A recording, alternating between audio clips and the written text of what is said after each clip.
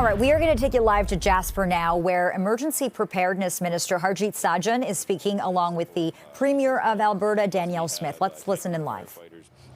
That the Canadian Armed Forces will provide.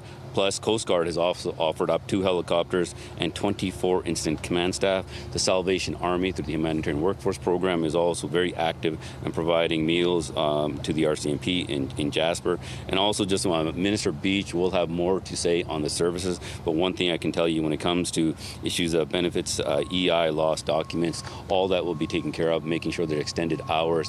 I don't want Canadians to feel concerned if they have lost documents. You will be able to get your the appropriate benefits.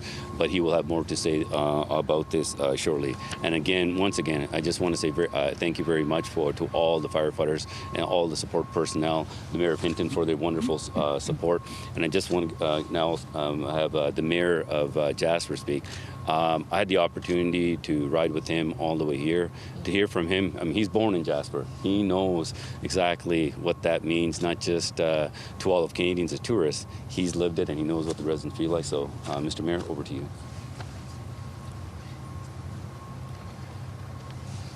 Thank you, Minister. I am so grateful to have had the opportunity to join the Premier, Minister Sajjan, Mr. Ellis, and Mayor Neeson today for a tour of the command center, which now has been moved from Jasper to Hinton. We're grateful for Hinton for allowing us the space to do that.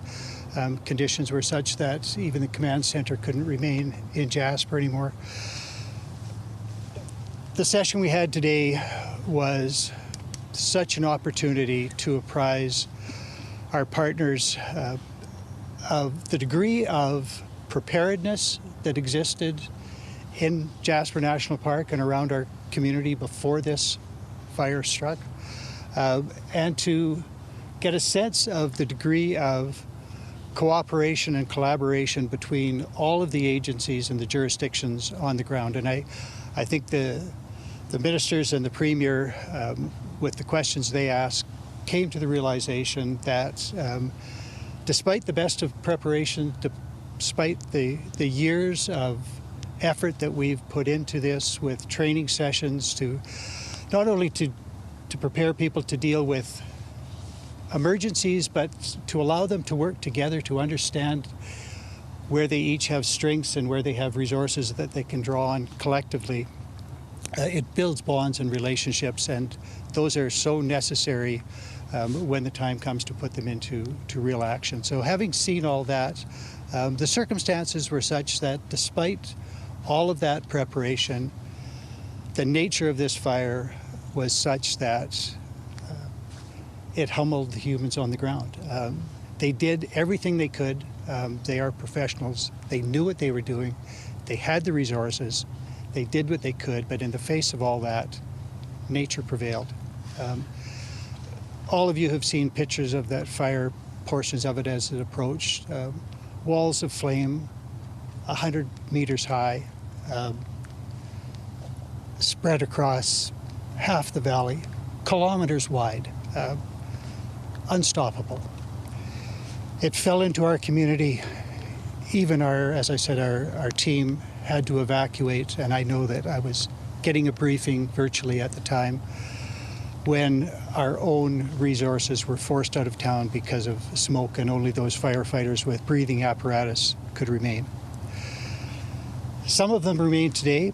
The fire continues in our community, so our first priority is, of course, as it always is, the safety of those people who are still on the ground doing what they can to protect our community. And of course, they're striving to protect those built assets and the structures.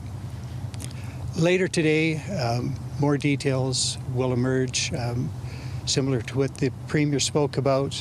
We have a sense of scale of the damage, roughly 30%, and as the Premier quite rightly notes, that means 70% still standing.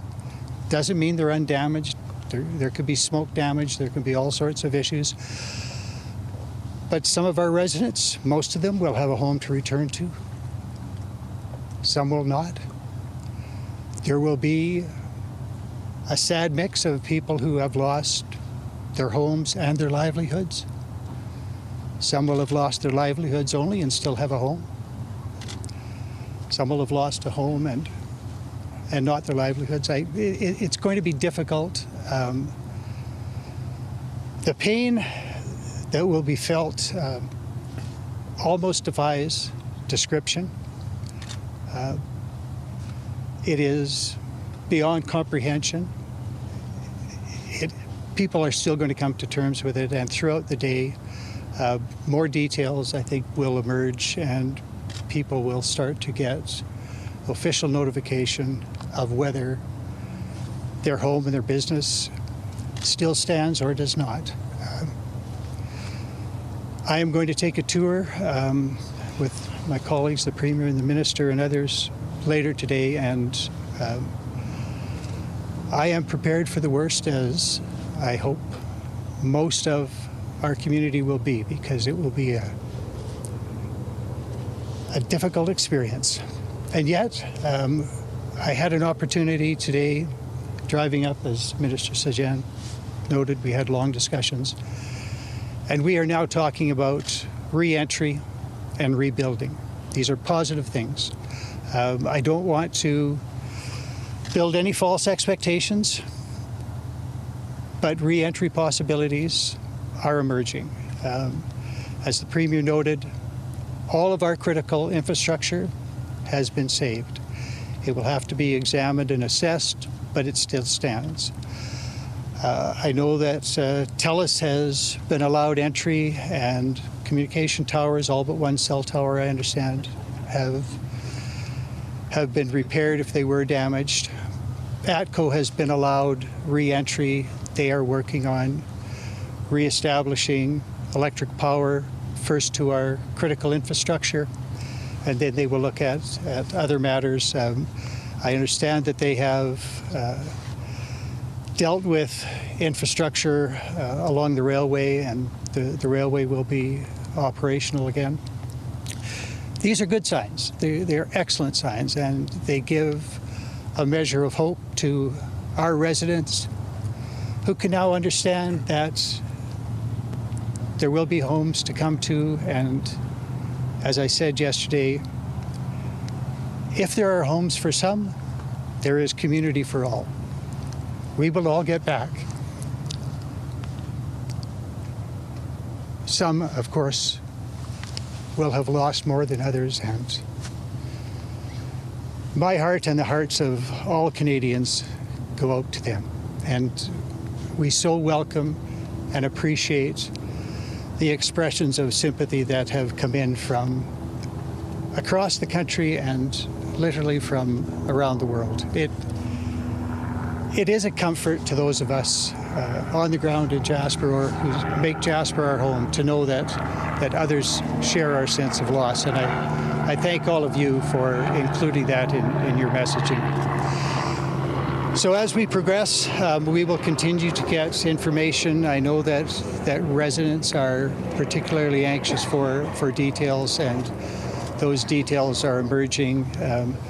There has been a damage assessment, but it's high numbers, as the Premier indicated. And although I have intentionally avoided any speculation, I will conjecture a little bit today that experts will be able to take that broad macro information and start to winnow it down to more detailed information, which will come out to the community and give them the information that they need.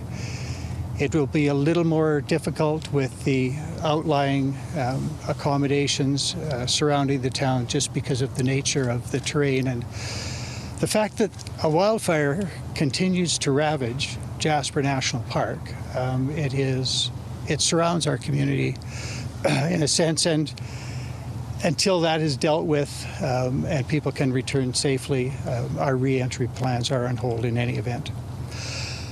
But it is a better day, and I don't want to say a brighter day, because I want it to get dark and thunder and lightning and rain like crazy. Well, no lightning, just rain.